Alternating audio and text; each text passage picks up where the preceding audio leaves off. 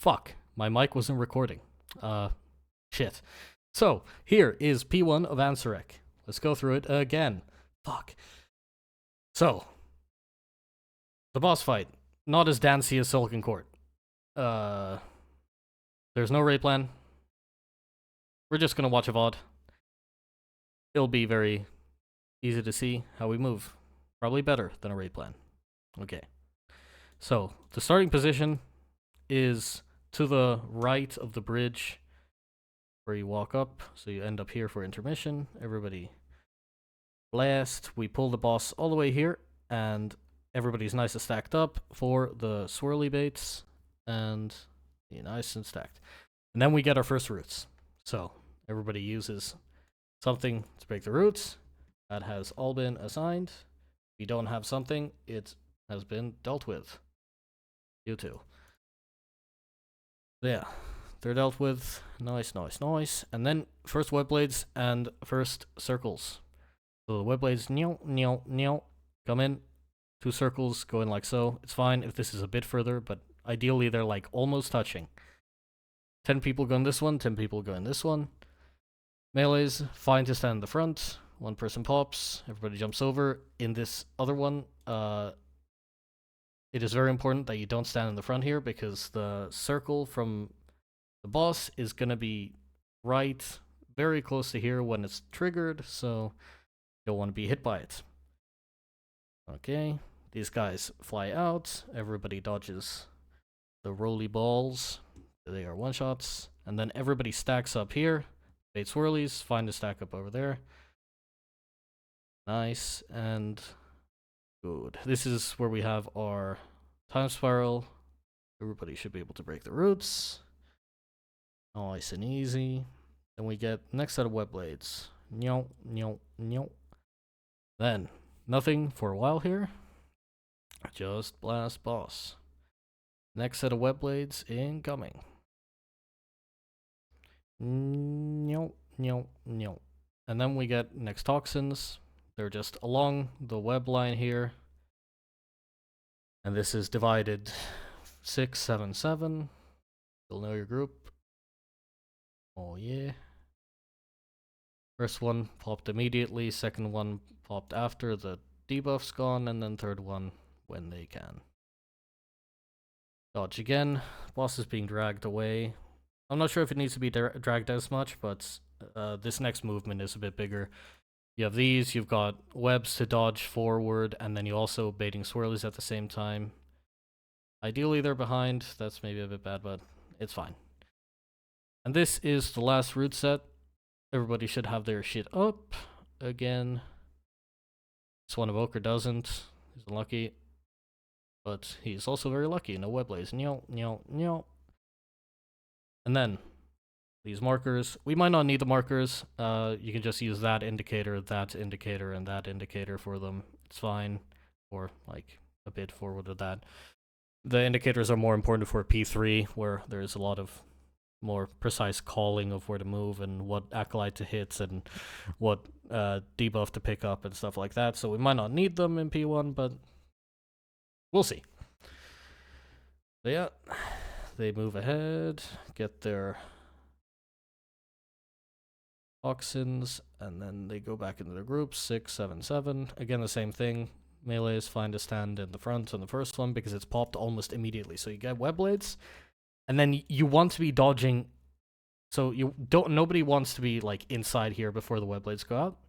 Everybody's away, and then you always dodge in the direction of your soak because you are triggering them like immediately after the web blades are over, as you can see. Then these guys run out, and intermission is about to begin. And then we stack up over here. Oh yeah. So, the one and only intermission.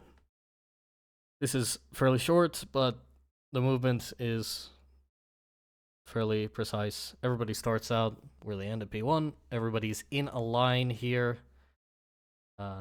Whoever's out there is going to hopefully come back in. Going to start getting pulled. So, whenever you get pulled, you drop a web like the Silken Tomb in P1. So that's why everybody wants to be all the way here. As you saw a bit ago, there are some melees here. Tanks can go like all the way there because you won't die. Probably me as well. And then, see, they spawn webs all around. Then everybody moves left. That was the first pull-in. Shouldn't need anything for that. Everybody's full HP. And people aren't dodging these yet. These, everybody needs to dodge. Pretty sure they're one-shots. Second pull-in. We have some healing cities, but everybody pops their biggest defensive here. You see, Hunters and Turtle. And the melees that can withstand the knockback, Blade Storm, Death's Advance, whatever, they stay here in melee. Either go into the poop here, if they can live, because they're pressing their biggest defensive also. So they should be able to live. We get a bit less webs out here, and also none in here. They're all already in the poop, so that's makes the rest of this easier because they're still spreading. And then the rest of the phase, you're just dodging the circles coming in, and then we have to beat that pull-in.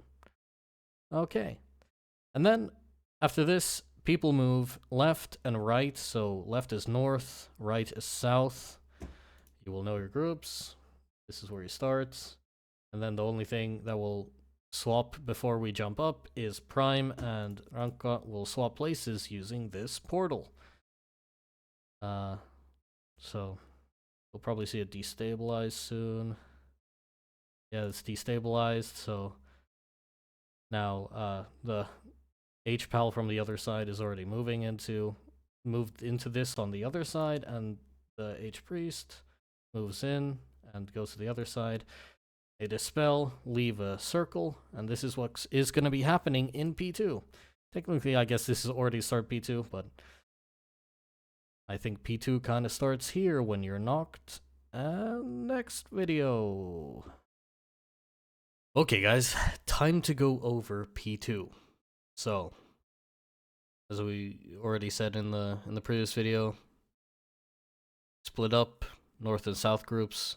North group is the melee group. South is the range group. You'll see later how, well, actually, let's look at it now. Here are all the movements. I've just made it so that you can see the overall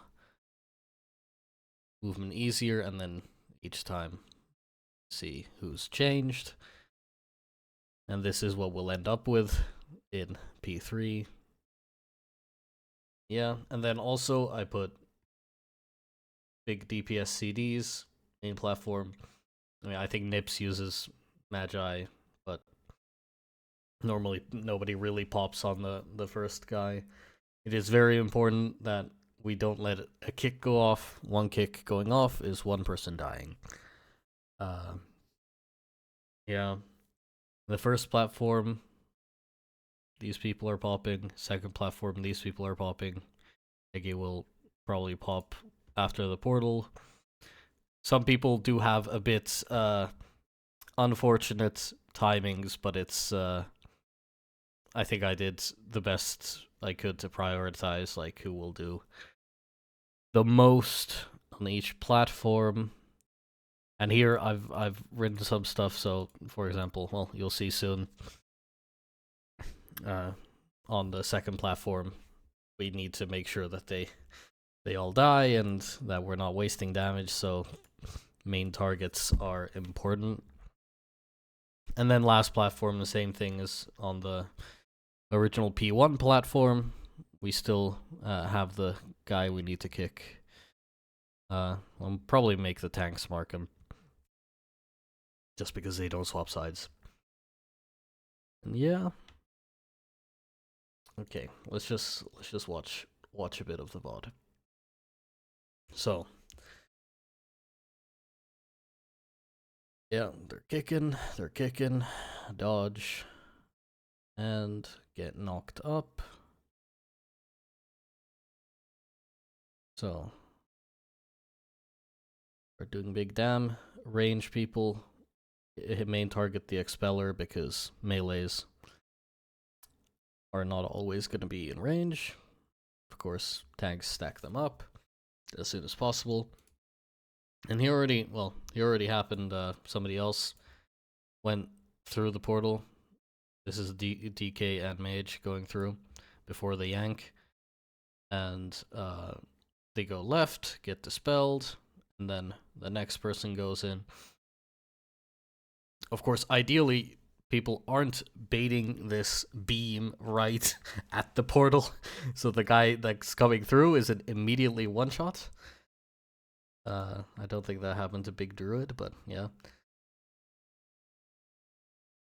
Yeah, please don't bait it on other people. Also, well, we'll check the other side soon, but like the melees can especially help with baiting a lot, so the range people on that side do not have to move. So here, these are gonna get auto marked. These get auto marked by bigwigs, at least are supposed to. And here is where it's very important that these DPS use these specific targets, main targets. For this, they need to die. And then also the shield needs to die. This is probably the hardest part. And here, we want on the... Ideally, we'd want on the previous platform for melee to get up here to the second platform first, so that this range group only gets one yank. Yeah, well, maybe a warrior on that side will just make them do an early leap and try to keep track of it. And here, the same thing gonna be happening. This is slightly unfortunate for Eggy here and maybe Cheese. Maybe not 100% ideal timings for portals for the CDs, but I think try to prioritize who does the good damn here. Yeah, same portals and dispels, very important that people are still kept up.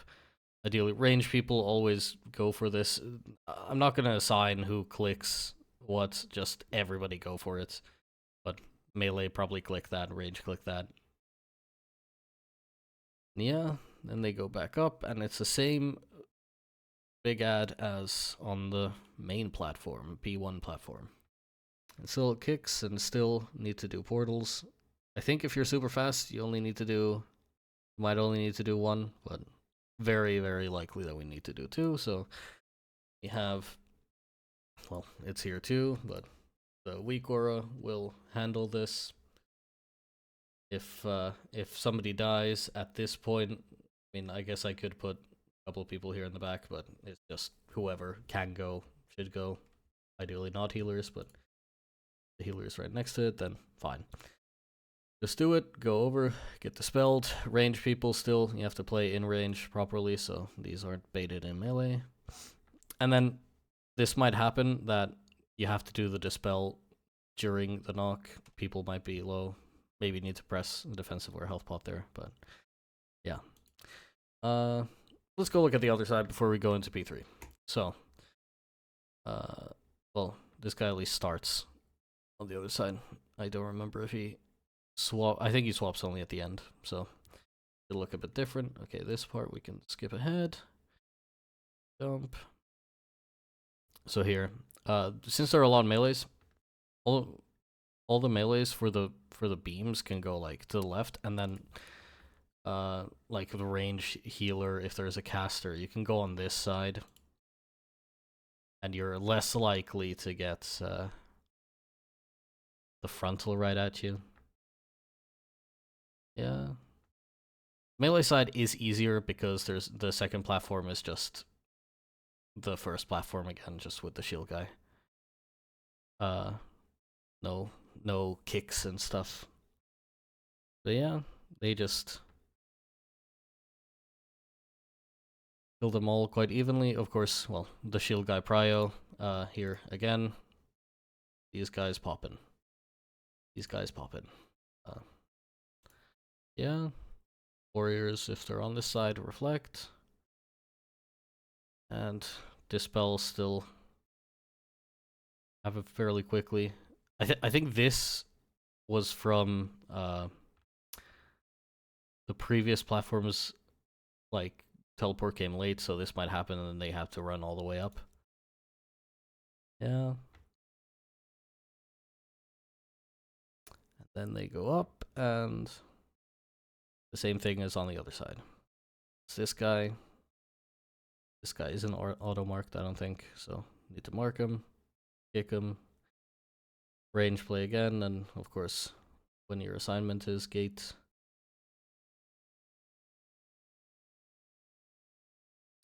And yeah, let's see. Is there anything else to go about P2? Not really. Not really. It's just don't get hit by beam. Do the portals. Make sure you live going through the portals.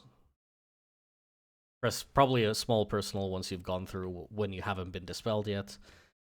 And yeah, that should be. I mean, it is hard. You do take a lot of damage from the dispels, but I think we're more likely to be dying from like the range second platform, like casts or something. Yeah, it's easy. So P3, probably now the easiest phase if you know where to go. So let's continue with watching this POV now. Don't need to watch two separate POVs anymore because it'll be the same. So this was melee side. Yeah, because this guy just swapped before. This is melee side, and range side doesn't have to move. Melee side has to move. So, you can see them. Oh, he places the gates, but he won't gate. Okay. Yeah. It'll always be like this, so most of the range can just blast. So, at the very start, it is important that we go to a specific place to bait the puddles. Tank spawns the infest, melee bait puddles around the infest, and we use these on the ads. We're gonna try, and we don't have to do it as pixel stacked as they have it, but ideally we do have the boss's ass right in the ads. See, melee bait puddles there, range bait puddles there, and just move forward, and then warriors are just blasting here. Oh, let's go 1.5 times speed. Yeah, and then I put ranged, especially these guys. Hit these ones. Well, these two should be like cleaved down by melee and splash damage, and then also place the first portals like this. This, I mean, it's fine. It's a bit more that way, but it's actually not. It doesn't need to be right on the edge. So yeah. They slam.